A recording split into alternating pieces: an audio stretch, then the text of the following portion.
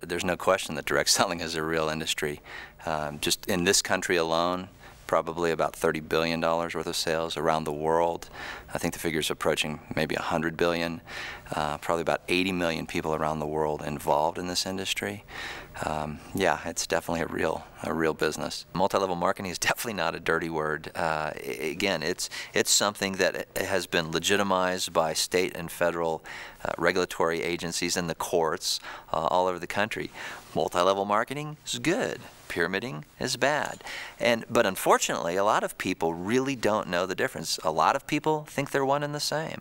The reality is they're diametric opposites. Like I mentioned, a pyramid is defined as a program in which participants receive compensation that's derived primarily, not exclusively, but primarily, whether directly or indirectly, from the introduction of additional participants into the program.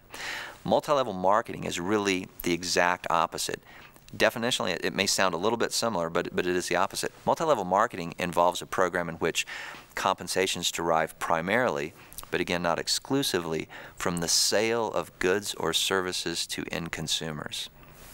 They couldn't be at more opposite ends of the spectrum. Pyramids basically come in one of two flavors. There are those that simply by the design of their compensation plan simply compensate people to bring others in. For example, Mike, I bring you in, I sign you up, I get $100, my sponsor gets $100. That's a classic example of pyramiding. Most pyramids aren't quite that naive. Generally, they'll do a better job of camouflaging their program. They'll attempt to wrap some products around it.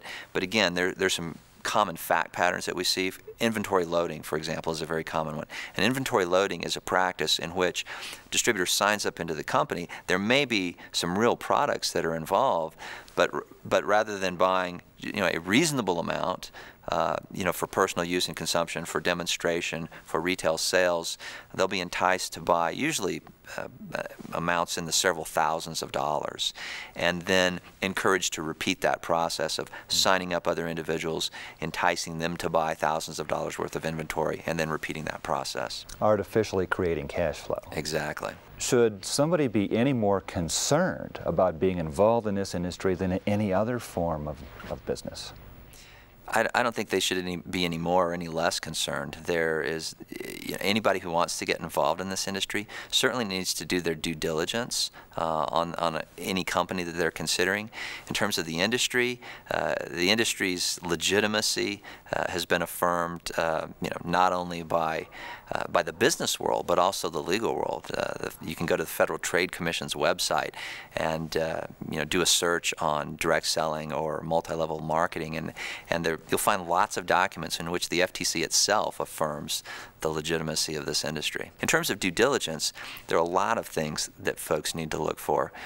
One of my favorite questions to ask executives and entrepreneurs is, what do you believe is the single most important factor in the long-term success, viability, and legitimacy of your company? And not surprisingly, the answers that come back are all over the map.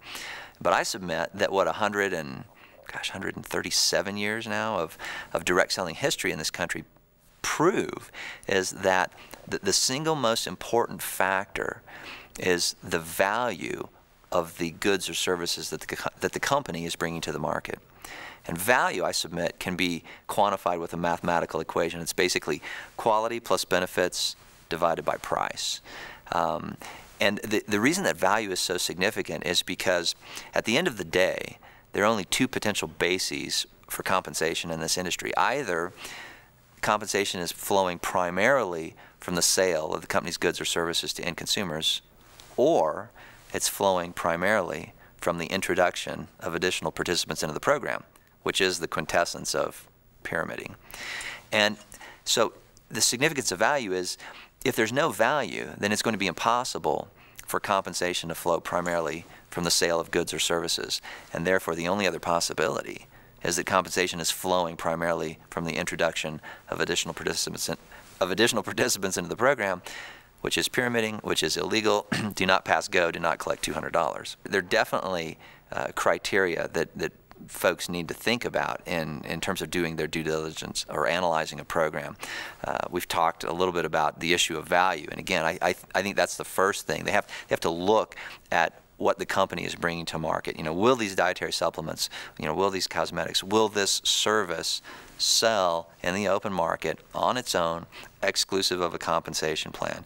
If the answer to that question is no, that's pretty much the end of the due diligence right there, and they need to move on. If the answer to that question is yes, then we move on to the next piece, and I think they have to take a look at the compensation plan and ask the question, you know, from where does the compensation flow? And again, there are only two potential bases or two potential sources of compensation. Either compensation is flowing primarily, not exclusively, from the sale of the company's goods or services to end consumers, or it's flowing primarily, whether directly or indirectly, from the introduction of additional participants into the program. If it does the former, that's direct selling. If it does the latter, that's pyramiding. Another thing that's really important is low cost of entry. There are some thresholds that really shouldn't be exceeded, and the magic number is $200 in terms of getting involved with the company. Most direct selling companies require incoming participants to purchase a starter kit or a distributor kit, and the two limitations that apply to that is, number one, it needs to be sold at the company's cost, which a prospective distributor is really not in the capacity to evaluate. And secondly, it needs to be below $200 because that's the lowest state business opportunity threshold. If somebody is offering you a program in which work and effort and time, blood, sweat, and tears is not involved, you need to be very, very, very wary. Nothing grows like a pyramid. You know, I mean, the weeds in your lawn don't even grow that quickly. A legitimate direct selling program takes time, it takes a lot of work, it takes a lot of effort, it takes a certain skill set, but again, the beauty of direct selling is that it is an environment, it is a business in which anyone and everyone can succeed if the desire is really there. I think the future of direct selling is fantastic. I think it's very, very, very bright.